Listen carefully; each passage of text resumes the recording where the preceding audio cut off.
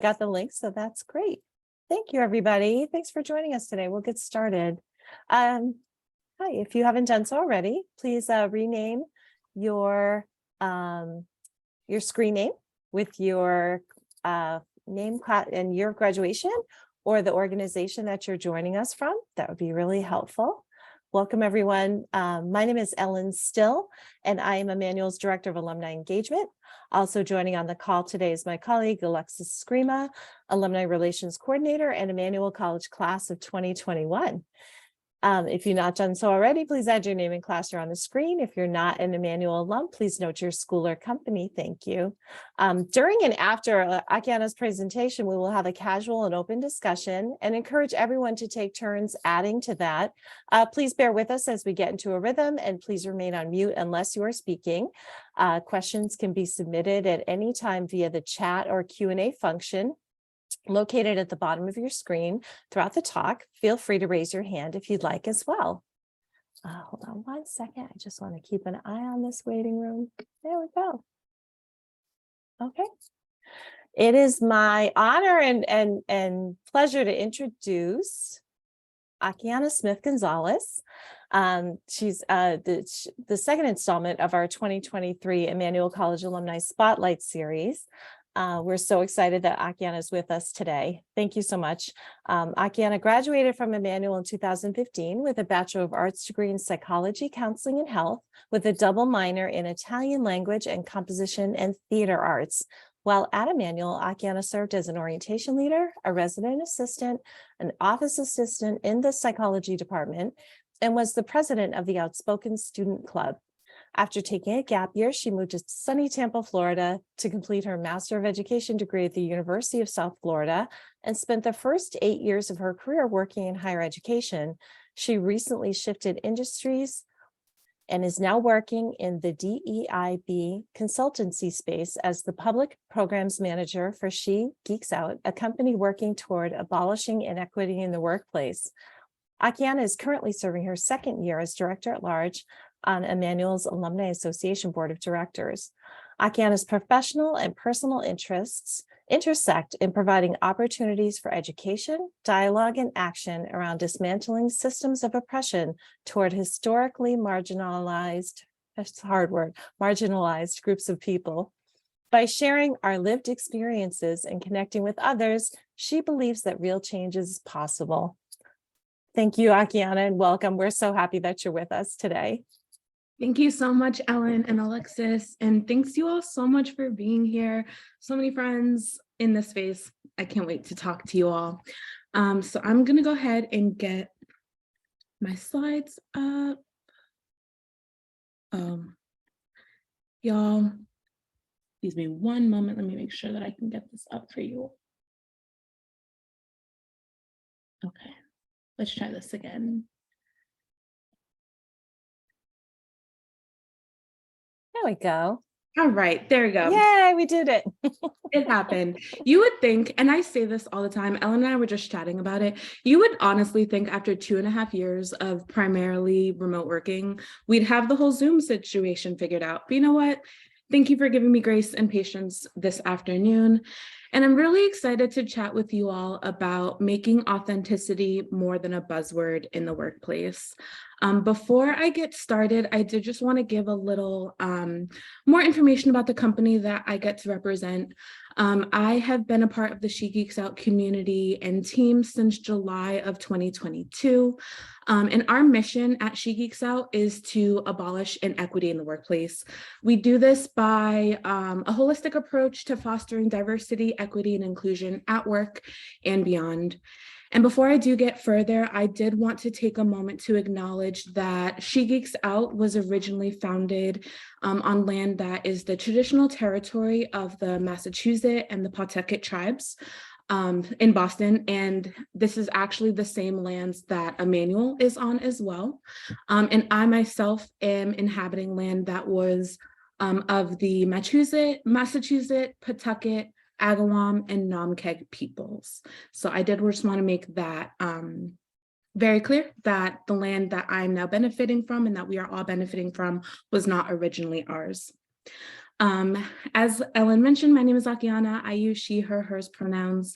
I'm the public programs manager at She Geeks Out. And although that is my current, workplace identity, I'm really coming to you all as an Emmanuel alum who's just really dedicated and committed to doing diversity, equity, and inclusion work. So before I get started, I do want to let you all know I'm a really interactive presenter.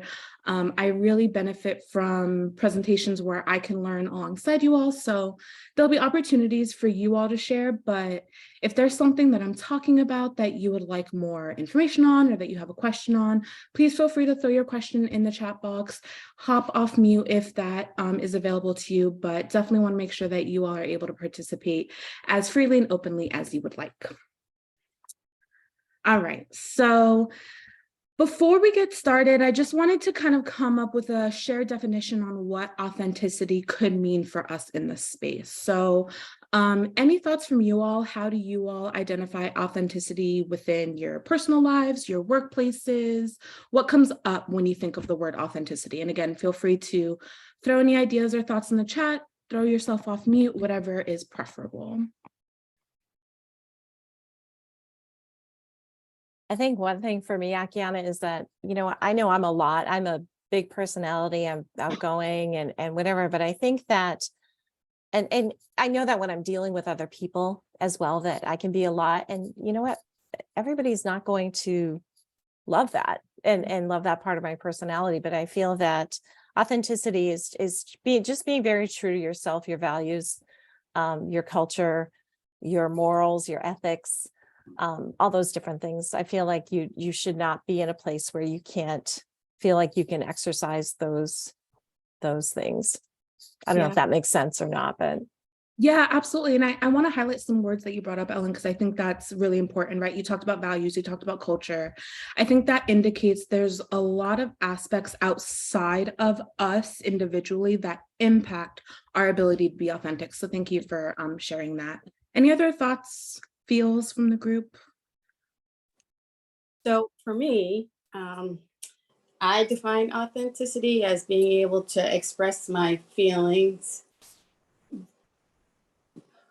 truly for me and not for somebody else. Yeah.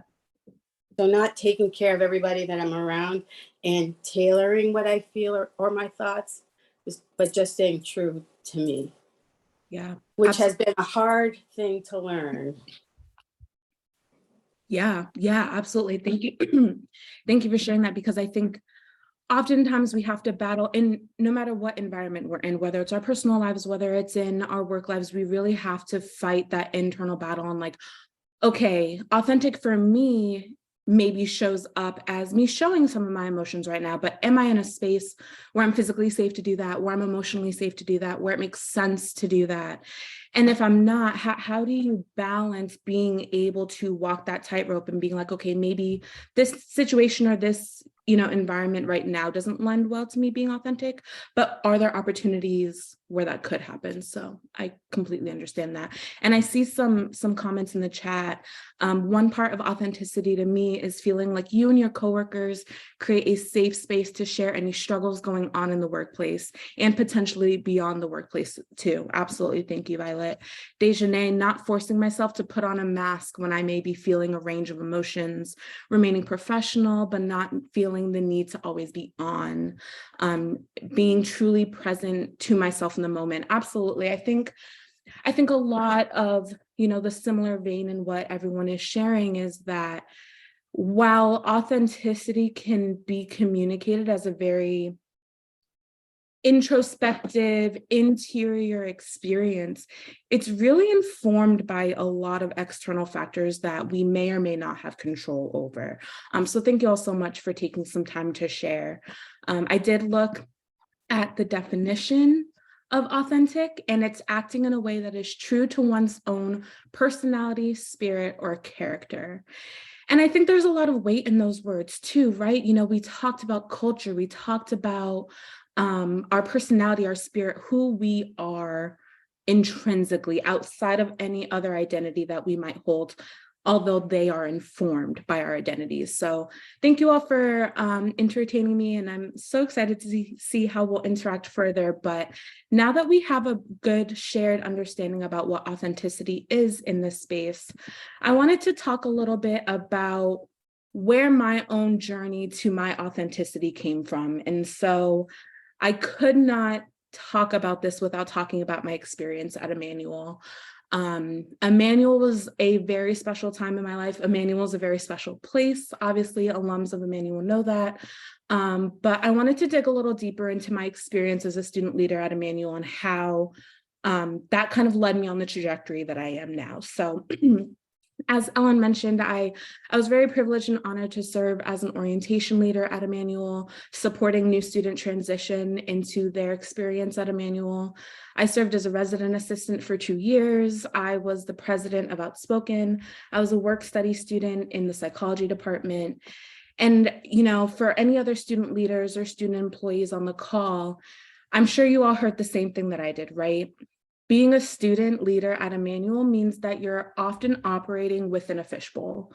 Emmanuel is a small campus. The student leader population at Emmanuel is even smaller. And so being in student trainings and hearing like, okay, you need to be cognizant of how you are and how you show up on campus, because being a student leader is like being in a fishbowl and people are looking at you and you have to set an example. And I remember being a sophomore, you know, in my first orientation leader training, hearing this, and I was like, whoa, like what does that mean for me? Like how does that interact, or how does that affect how I show up with other people? And I think it was really while I was at Emmanuel, I was able to start doing the beginning works of figuring out how I can show up authentically in a workplace, because being a student leader, you're really unique in that, you know, it may be a paid position or it may not be a paid position. And while it's not necessarily a workplace experience, there's still some elements of power that student leaders and student employees have. There's spheres of influence that student employees and student leaders have. And that's important to think about, because you want to still be a student, you still want to be able to have fun and do things that make you happy, but you have to keep in the back of your mind how you might be showing up for other people. And so I think it was through my experiences as a student leader that really allowed me to dig deep into how I wanted to show myself authentically. And, you know, we talked about, while we were defining what authenticity meant for us, we were talking about culture and we were talking about values. And I entered Emmanuel kind of knowing what some of those values and what my culture was, right? There are pieces of my identity that are harder to hide. You know, I was a Black student at a predominantly white institution, so that already, you know, shows some pieces of my identity that I don't need to share. But then I was also in experiences where I had to reflect on identities that maybe weren't as a parent that I would need to share if it meant that my orientation leaders could understand me as a teammate better, or my residents could understand why I was intervening with a situation in the way that I was. And I think one of my favorite experiences for me, looking back at my undergraduate experience, in how I was able to balance my authenticity and being a student leader, was through being the president of Outspoken. Being the president of Outspoken was one of my proudest experiences at Emmanuel. We were able to do a lot of amazing things, connect with a lot of amazing students. And in the development of our safe space training for faculty and staff at Emmanuel, it really caused me and gave me the ability to really talk about my experience as a queer woman on a Catholic campus. And you know, there were conversations that I had to have with some mentors, one of them being on this call, a couple of them being on this call. And right there that was the opening that I needed to do, and that I needed to feel safe to do, to be able to do really important work that not only myself, but other students of Emmanuel could benefit from. So I say this to just give you all kind of an indication on where the beginnings of authenticity came up for me. And I encourage you all to reflect on experiences in your life where you have been in situations that weren't your workplace experiences, that maybe were setting stones or foundation setting for you to understand how you can be authentic in your workplaces. So how can we contextualize authenticity at work, and why should we do that? So according to the Bureau of Labor Statistics, in 2021, Americans spent an average of 38.7 hours per week at work. You know, we always hear you spend more time at work than you do at home or with your family or with your children. So we spend so much of our time at work. It's important to understand how who we are outside of work and who we are inside of work can inform each other, but how there might be times when you need to keep those separate, or conversely, there might be times when you need to blend the two. So let's dig a little bit deeper. So thinking about your authentic self in a professional setting, Jane Burnett said, whether it's being more appropriately open about your personal life, letting others see your professional struggles and successes in the spirit of vulnerability, or breaking out of other self-imposed limitations, there are a myriad of ways to embrace who you really are in the work environment. And it's just about picking the right way to go about doing so and being aware of where you work. And I have a lot of information and I have a lot of resources kind of tucked into this presentation. So I'll make sure that this is available for you all afterwards, because I pulled some really good articles that I think some of you all might benefit from. So I just wanted to make sure that y'all were aware of that. So a way that I like to contextualize and conceptualize authenticity in the workplace is by looking at a tree. And so when you look at a tree, you have the roots. Those are your values, your beliefs, maybe your experiences outside of the workplace.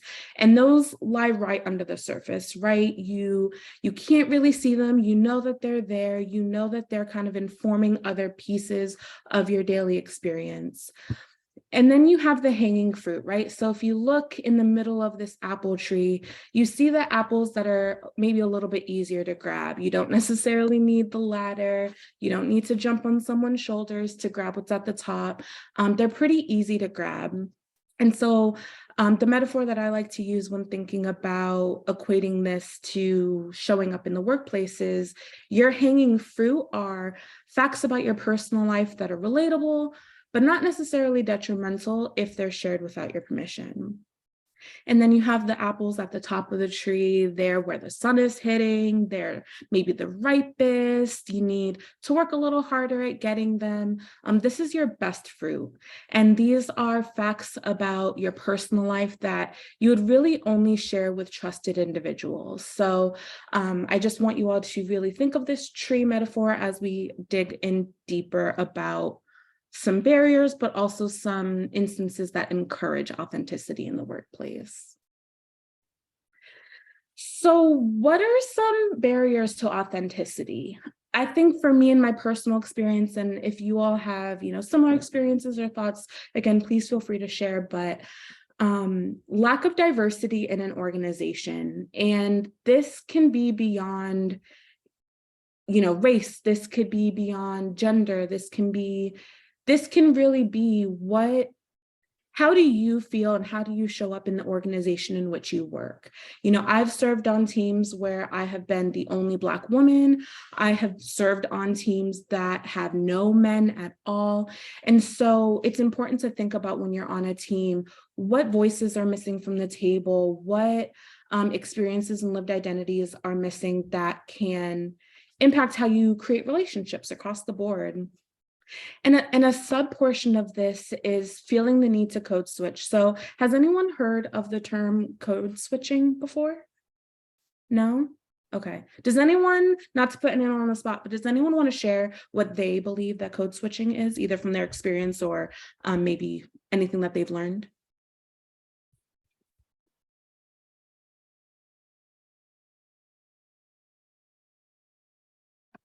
I'll try. Akyanna. I don't know what it is, but I'll try. Yeah, go for it. So maybe what it means is that I'm in the organization, but I switch from my heart, my belief, what I would want to do or say, or who I want to be, but I join up with these other folks because I'm not really able or solid enough to really be who I want to be.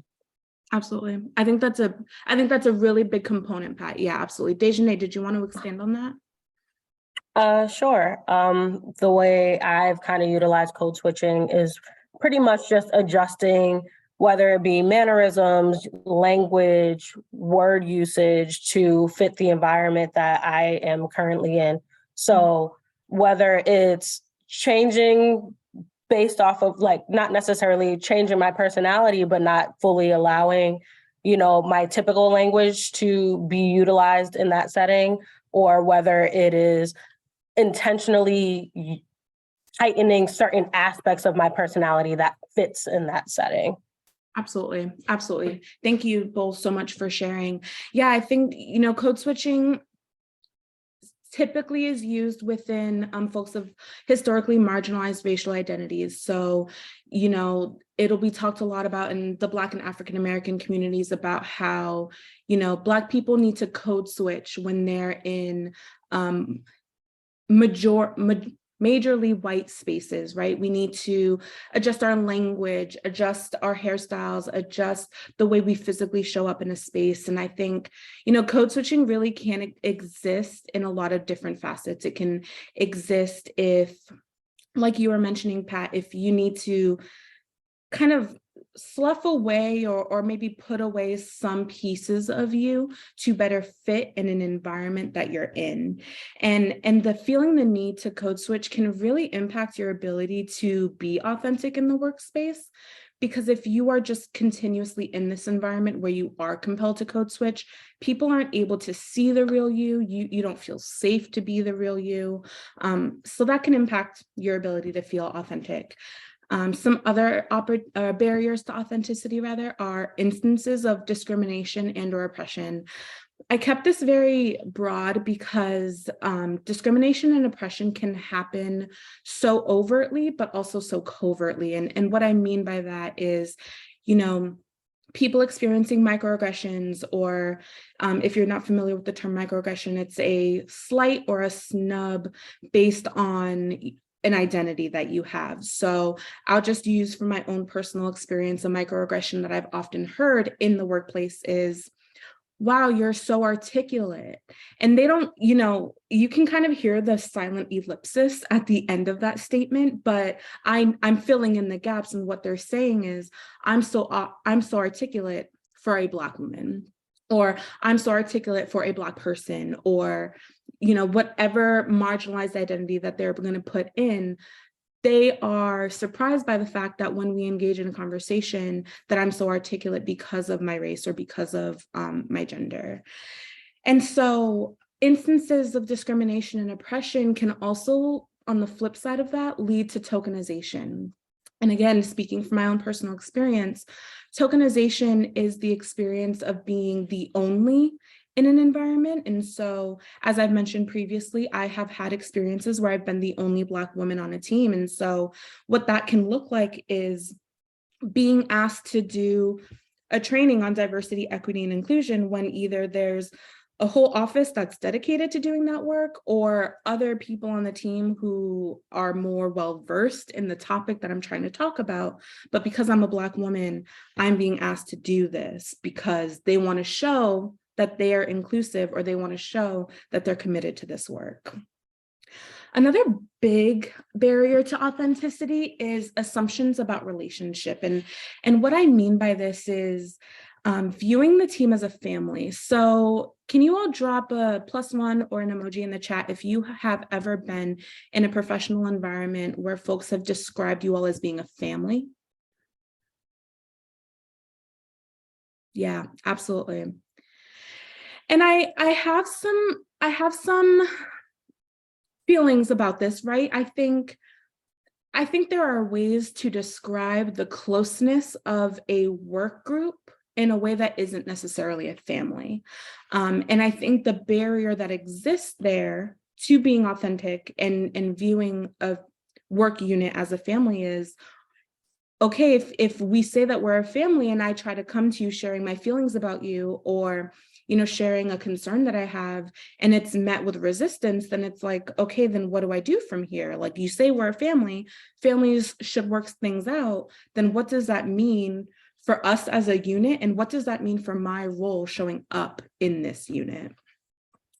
Lack of boundaries. I will talk to the end of time about how important it is to create workplace boundaries, because while we spend the vast majority of our time at work, we are not just our workplaces. We are not just the public programs manager, the product developer. That is not all we are. And so really being able to place boundaries for yourself and for others about when you'll be working, how you'll be communicating in a space can not only open up the opportunity for more authenticity, because people will know that these are your boundaries and they know where like the free spaces to hang around in.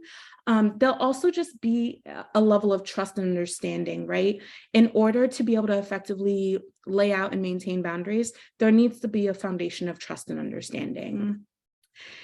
And then lastly, a barrier to authenticity that I know myself I've experienced often is the need or the pressure to be perfect at work. And how that can show up is, you know, you want to be the star worker. You want to be able to come in and you want to be able to work with other people and tell them all about you and let them know who you are. And you want all of that to be able to inform the work that you do. Amazing. And that's a lot of pressure to place on yourself. That's a lot of pressure to place on yourself when no one else is asking you to do that. And I think that really ties in with lack of boundaries. And I see some more plus ones. Thank you, Lauren and Melissa. Any other barriers to authenticity that maybe you all have experienced in the workplace, or any thoughts or comments from the ones that I've shared already?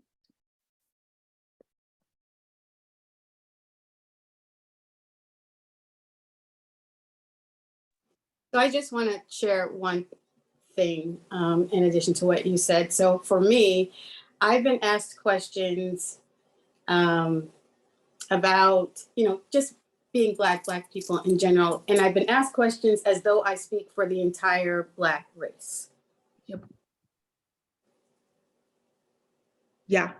Yeah, absolutely. I think that's so incredibly difficult when someone approaches you as if you are the sole spokesperson for this huge like race or identity that has so many sub identities and subcultures within that, right? To identify one group of people as a monolith is extremely debilitating, and that's not fair. And there's a lot of education that needs to be placed there. So thank you for sharing that. Need to fit into a culture that already exists in the workplace. Yes, that's huge. That's really huge because, you know, the nature of workplaces is that the teams are always shifting and growing, right? There are always people coming in, there's people coming out. And so there's not enough, in my very humble opinion, there's not enough conversation being had about how do you meaningfully bring someone new into the workplace culture?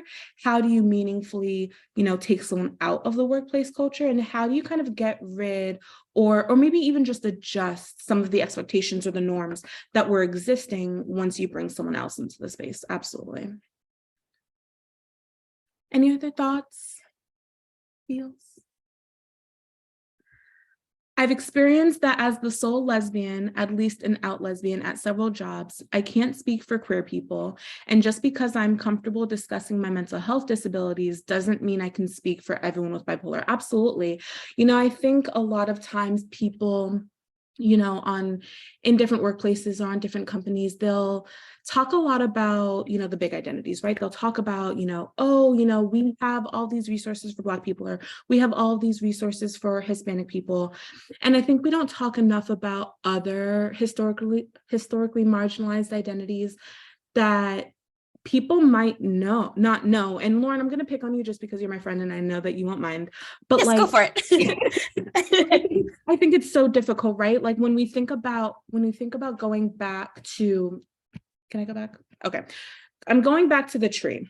And I'm going back to, you know, the roots, right? The roots are the hidden pieces that people might not know about you.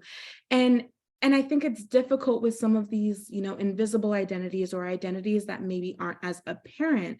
And so the point that you just brought up, Lauren, about being the only out lesbian, you're speaking to identities that people wouldn't necessarily know just by looking at you or by interacting with you on Slack or just by seeing your resume. And so thank you for bringing that point up, because that speaks to a whole other slew of issues about, assumptions that people make by meeting people through the screen or by looking at just the resume. So thank you all so much for sharing about your different experiences. On the flip side of that, I want to talk about what are some experiences that encourage authenticity in the workplace. So I talked on the slide before about microaggressions, which are those small little slights or snubs that mean harm on a particular identity. But on the other side of that, there are macro affirmations and micro advantages. And these are, small comments that can be either made to you directly or to others about you that really just affirm who you are in the workspace, who you have shown yourself to be. And these can happen by people that you work with. They can happen from people in power, but they really help to make you feel good and comfortable in the workplace. Experiences that can encourage authenticity are also understanding intent versus impact. And this can be viewed on the managerial level, the peer level, but just understanding that what you say has an impact that could differ from your intent. And being able to really understand that will help you be able to curate your language in a way that's meaningful and affirmative to the people that you're speaking to. Environments where you can share feedback and it's actually acted upon. We could talk about authentic feedback in its own 45-minute session, but just understanding that, workplaces where you can share feedback with those who need to hear it and that it's heard and that it's understood, that can, again, establish trust, understanding, integrity. These are all pieces that can help create the environment in which authenticity can grow, right? Those are the seeds that are going to make those little top fruits extra juicy, and maybe you're going to want to pull one down and share with your teammates. Another example is modeling inclusive leadership. And again, this can happen across the whole scale of organizational leadership, but being able to sit with folks and model that inclusive leadership. But a caveat in that is also owning and acknowledging when you might mess up. Again, we're not perfect. That is a barrier to us being authentic in the workplace. So instead, we can model how if we are put in a situation where we accidentally microaggress against someone, or, we don't really understand the impact that our statement had, we can course correct, we can apologize, we can address it, and then we can let it go. That helps build the trust and understanding within a team. And then being able to show vulnerability. I put a little asterisk next to vulnerability because I think no one can really quantify vulnerability. I mean, Brene Brown is trying, my girl's trying, but no one can really quantify what vulnerability can look like. And also, vulnerability at times can be weaponized. And so what can that look like? If you're in a team environment and they're like, we're really vulnerable here, we want to know everything. Okay. Love that. And also, maybe you're not at the level where you can be vulnerable about something, or maybe you're just not personally ready. So, acting in a way that's vulnerable and understandable to you within your own capabilities. Any other experiences from you all that can encourage authenticity from your own experiences?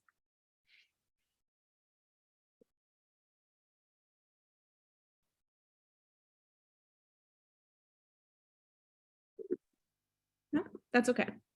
I think vulnerability is a really important component, and the definition, as you said, has to lie within yourself, because it doesn't mean the stereotypical, oh my goodness, I'm such an open book, I'm going to be raw and open to everybody. It can be as small as, I'm going to make this one change, or I'm going to share this one crumb about myself to people, or I'm going to do this one thing in a meeting and see how I'm received and see how I feel about it. But I think vulnerability is definitely goes hand in hand with authenticity. It has to. Yeah, absolutely. And I think you also mentioned something else is like, you can be vulnerable in maybe smaller spaces, right? Like maybe you have a core group of people on your team that you can communicate with, or maybe your company has an ERG, an employee resource group, where you can connect with peers who share similar identities. You know, you can have smaller pockets of vulnerability and authenticity that can, you know, bleed into other facets of your professional life as well. Thank you. So I kind of shared, you know, how did my authentic journey or understanding for myself begin at Emmanuel? And now I want to share a little bit with you all about how it looks for me personally in the workplace. I would never ask you all to jump off mute and tell me what your best hanging fruit is. So I thought I would use myself as an example. And so starting at my roots, you know, it's my family, you know, my values are honesty and peace and open communication, mutual understanding and respect. Those are some of the pieces and the values that I really rely on as I show up in the workplace. And so when I think about my hanging fruit in the workplace, I think about my higher education career background. And that's because folks know that about me because it's on my resume and it's something that I talk about in the interviews. I'm an introverted extrovert. Side note, y'all, I redid Myers-Briggs last year. It told me I was an extrovert. We're working through it, but it's pieces of my identity that I can share very freely because it's no skin off my back if someone knows that I'm an introverted extrovert. And it also informs folks as I'm entering into a new workspace how I communicate and how I might come off and how I like to build relationships with people, and also how I need to rest and how I need to recoup and recharge.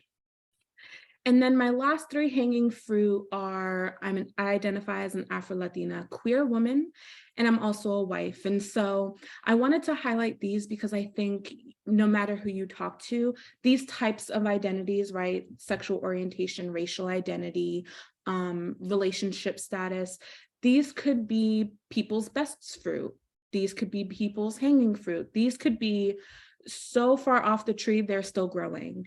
And for me personally, these three identities are my hanging fruit because I operate under a belief that if I am going to be in a workplace, I want people to know the full person that they're getting.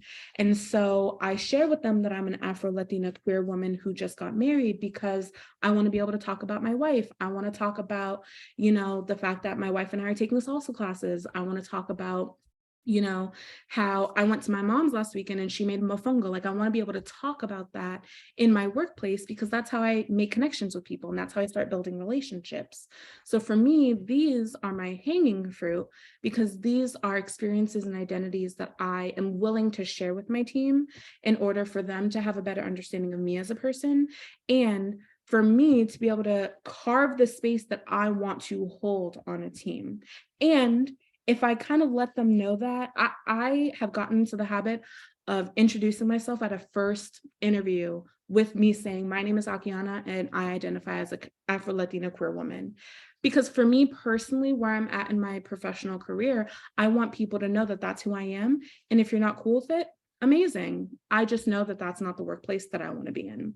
But again, it has taken me time to feel safe to be able to do that. It has taken time for me to feel comfortable to do that. And just because I'm able to do that does not mean that you should feel guilty that you can't or feel like you should. I just want to show that it's a scale and it's a journey and it's a process.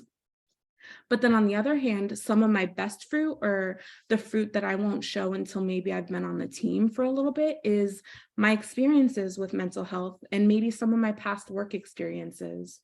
And for me, those are my best fruit because, you know, while pieces of those experiences are important for my team to know, particularly maybe my manager or close peers that I'm working with, it's not necessarily something that I want to come out the gate with because I don't know if I can trust people. I don't know how they'll receive it. And also, I want to be able to find the right opportunity and time when I'm on my team to be able to share some of these things. So just wanted to give you all an example about how you can conceptualize when you can share things about yourself, how you should share things about yourself, and maybe what you need from your team or your environment or your company to feel comfortable to start sharing those things.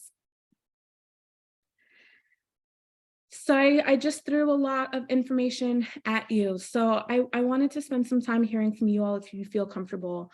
In what ways have you all been able to be authentically you in a workplace? And you don't have to share any particular identities, but if anyone can talk about what are some affirmations that they received from a team to feel like they can be authentic, what has that look like for some of you all?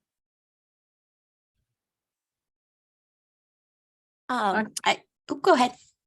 No, I just had a quick question. Maybe it's irrelevant at this point because you moved, but can you share a little bit about how, with what you just talked about, how is acceptance going? I'm just curious, are people in today's world more accepting, more open, I know myself, I'm very interested and I want to learn, but are people more like, whoa, okay, she just told me that, so I got to hit the road because I can't, I was just curious. It's a general question, but I'm curious how you see that. Yeah, no, thank you, Pat. And I always appreciate your questions because I know how committed you are. For me personally, it's been great, right? And I noticed actually when I lead an interview, for example, saying, my name is Akyanna, I identify as an Afro-Latina queer woman. Already I can almost see sometimes like some walls coming down because I've, made the commitment and the effort to be like, hey, y'all, this is who I am. Right from the jump. I've seen it kind of slough off some of the walls and the barriers. So for me personally, it's been a great experience. Okay. Granted, I have been in experiences where they're like, okay, I don't know what that means, move on to the next question. But that's honestly, and I'm talking right now in the context of interviewing for a position, but I think that's just an opportunity for more information gathering for yourself, right? And so when I think about having these experiences in a workplace, I still kind of think about it as information gathering, kind of test the waters, be like, okay, maybe this didn't land. Okay, now I know that maybe this isn't an environment or sub-environment where I can share all of these things, but that's okay because I know I'll be able to find one. And if I don't, then that gives me more information on maybe how I can plan an exit strategy if I need to. But I've been very lucky and privileged to be in workplaces where that hasn't been a major issue. Okay, thank you. Yeah, of course. So I mentioned this earlier to your current question in the chat, but my current role at Zillow, we have a lot of affinity networks, which are the same thing as employee resource groups. And I am part of the Women's Network ADAPT, which is our disability network, and the Pride group. And some of the ways, like, I think they showed me early on that I could be authentic was when I first started on the team and there were two other openly queer non-binary people, people who used she, they, and I'd never had that before. And I was like, okay, this is already a good sign because these people are out, they're comfortable. And then by bipolar and my other mental health issues have always been like my best fruit, like all the way at the top. And part of that is a lot of people have misconceptions, particularly about bipolar, that we are chaotic, that we are moody, that we can't hold down a job, et cetera, unreliable.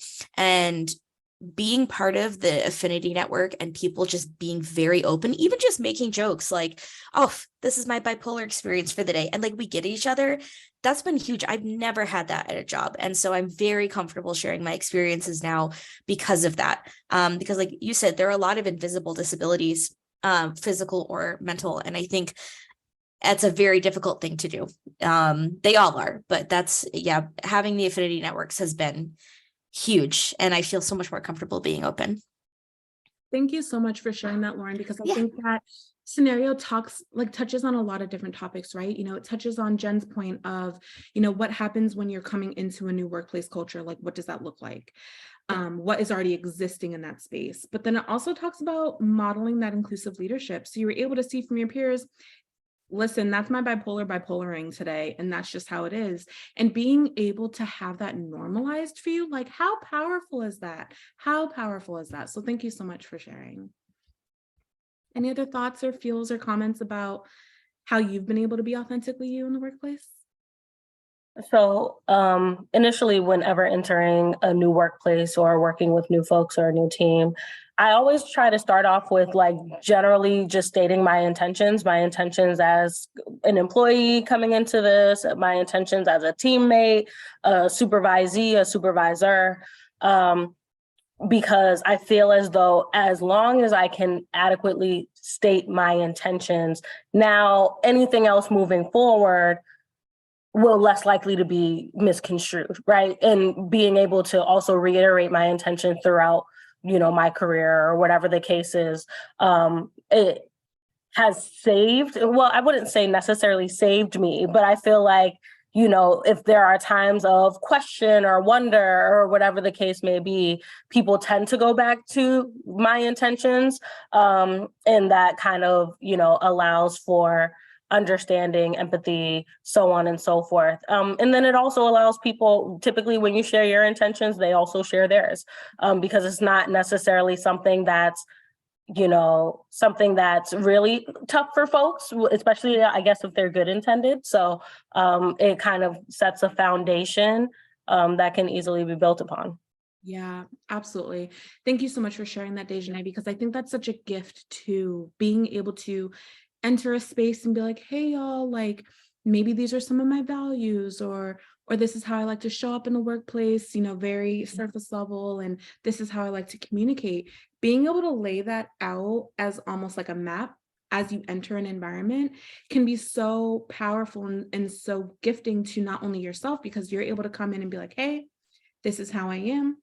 This is how I would like to work. But then also use that as a touch point and a going back point to make sure that you all are still operating from that standpoint and operating within those like expectations and intentions is super powerful. So thank you so much, Dejanay, for sharing that.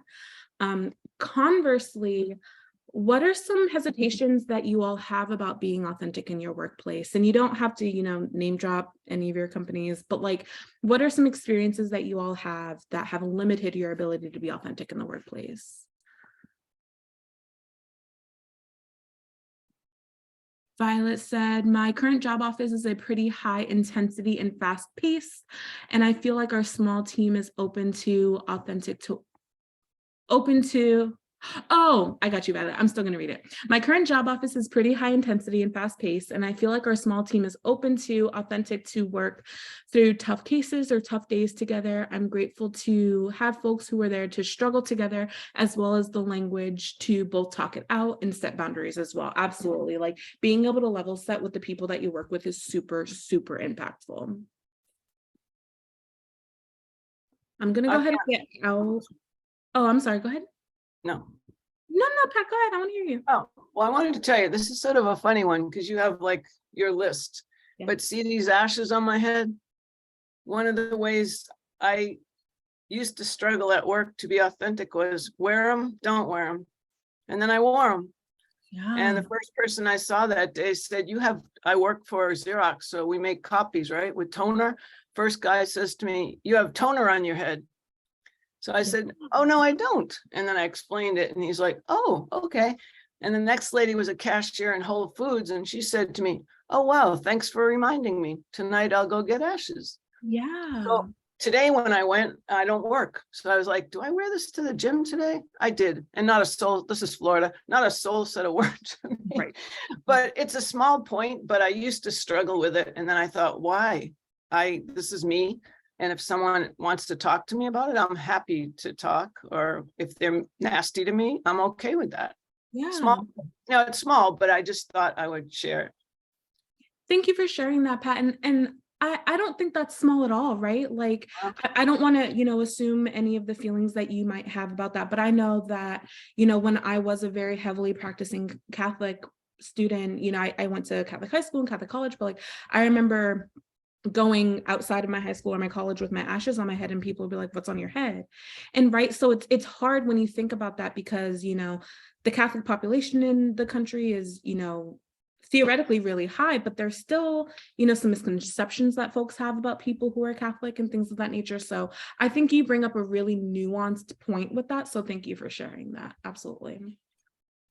Akyanna, you talk about hesitations of being authentic in the workplace. Even though I've been retired for numerous years I'm a retired naval officer, and you have lots of issues about being authentic in the workplace. And I was an extremely male-dominated part of the military, where sometimes there would be 200 people and only maybe 3 female officers. Wow. You just did not be authentic, and never mind talking about someone's sexuality. It was during the time frame that if you even mentioned you were gay or lesbian, you were shown the door in a dishonorable discharge.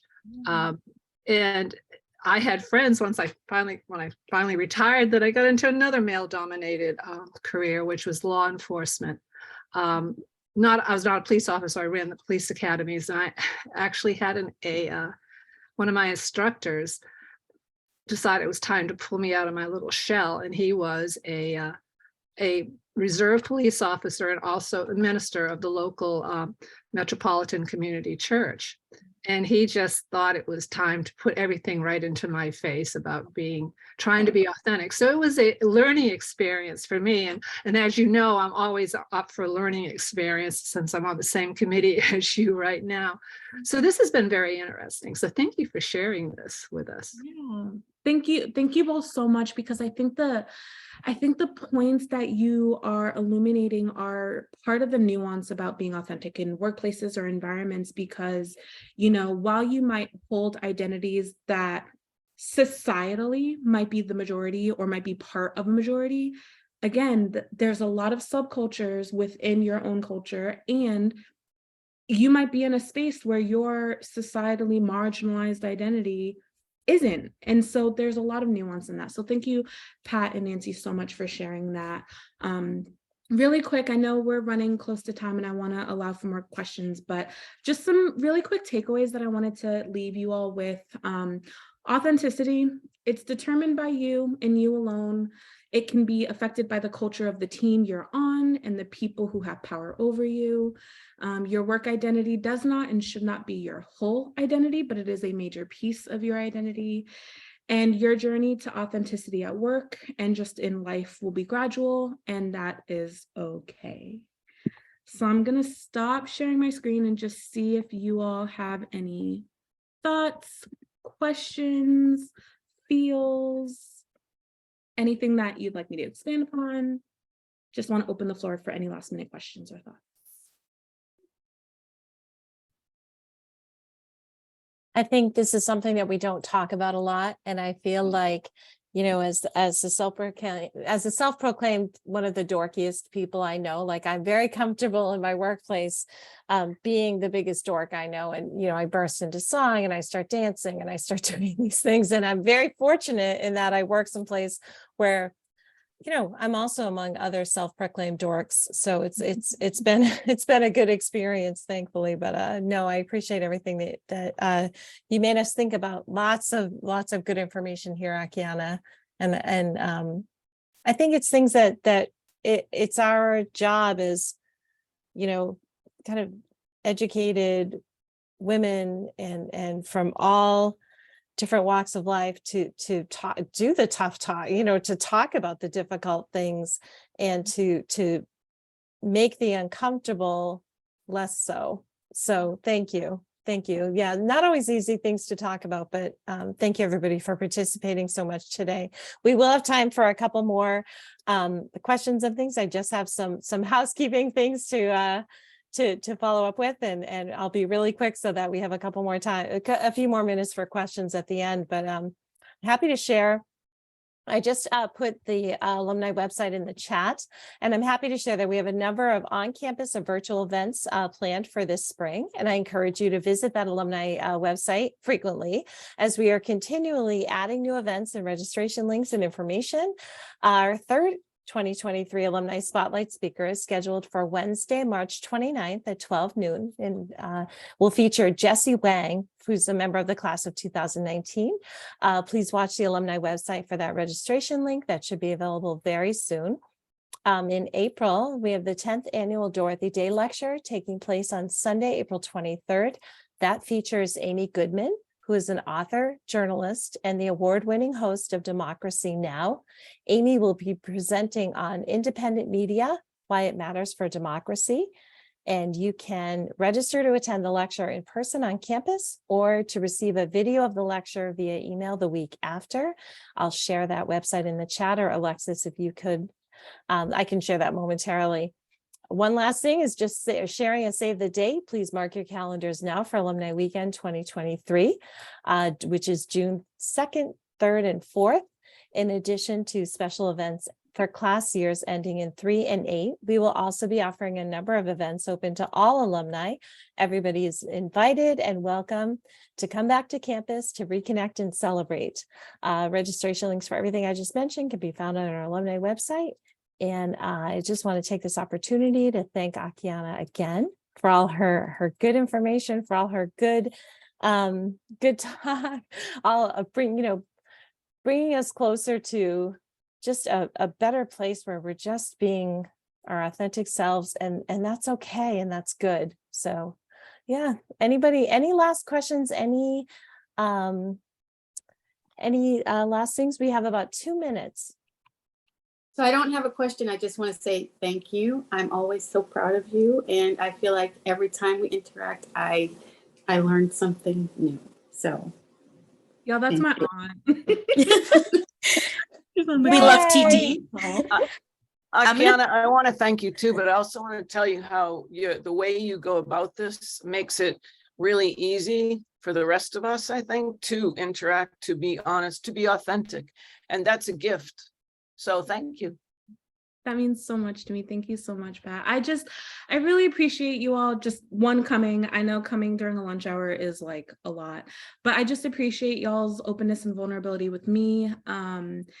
Again, I would not be the person that I am right now without Emmanuel. And I will literally, like, I don't say that just because I'm on the AAB and because I'm here. Like, I mean that very genuinely. And I did just want to like very quickly plug my company because again, our mission is to abolish inequity in the workplace, and not for nothing, y'all, we have some really awesome free resources. We have some really cool opportunities to get connected and learn and expand more about diversity, equity, and inclusion. So I dropped our website. I will also drop my email. This is my work email in the chat. If you all have any questions, thoughts, concerns, or want to keep the conversation going, I'm always open. And if I don't have the skill set to do that, I will get you referred to someone who can. But just really appreciate y'all's time today. Thank you so much. Thank you. We're getting to the end of our time together, but I appreciate everybody coming. Thank you so much for your engagement with Emmanuel. Thank you so much for your support of our Alumni Spotlight Series. I hope to see you at our next one. We're very proud of this series and are always looking for additional speakers. We have through June mapped out, but we will start again in the fall. And if people have suggestions for future spotlights, please feel free to reach out to me, either at alumni@emmanuel.edu or still@emmanuel.edu. Okay, thank you so much for coming, everybody. Have a great afternoon. Thanks, Take care. Ellen. Thank you. Nice to see everybody. Thank you. Great job, Akyanna.